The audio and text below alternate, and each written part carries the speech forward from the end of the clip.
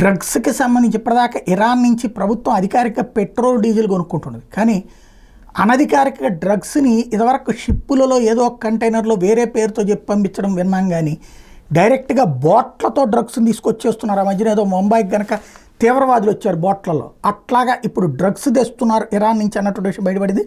గుజరాత్ తీరంలో మాదక ద్రవ్యాల నిరోధక విభాగ అధికారులు శుక్రవారం సంయుక్తంగా నిర్వహించినటువంటి ఆపరేషన్లో 700 కిలోల మాదక ద్రవ్యాలు పట్టుబడ్డాయి. ఈ సందర్భంగా 8 మంది ఇరాన్ పౌరుల్ని అధికారులు అదుపులో తీసుకున్నారు.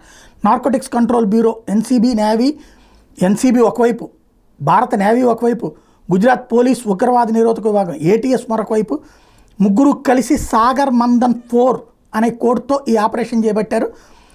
ఎన్సీబీ విషయాన్ని అధికారికంగా ప్రకటించింది. నిఘా వర్గాల సమాచారం మేరకు భారత్ జలాల్లో ప్రవేశించిన అనుమానాస్పద ఇరాన్ బోటుని అడ్డుకుని అందులో తనిఖీలు చేపట్టారు. బోట్లో 700 కిలోల మెద్ని గుర్తించారు. అంతర్జాతీయ మార్కెట్లో దీని విలువ 3,500 కోట్లు. అదేవిధంగా దేశ రాజధాని ఢిల్లీలోనూ 80 కిలోల కొకైన్ ఎన్సీబీ అధికారులు స్వాధీనం చేసుకున్నారు. దీని విలువ 900 కోట్లు. మరి పంజాబ్లోని పాకిస్తాన్ సరిహద్దులో ఇంకో 8 కిలోల హెరాయిన్ అమృత్సర్ పోలీసులు స్వాధీనం చేసుకున్నారు. ఆ ఘట్టకు సంబంధించి 2 వ్యక్తులను అదుపులో తీసుకున్నారు.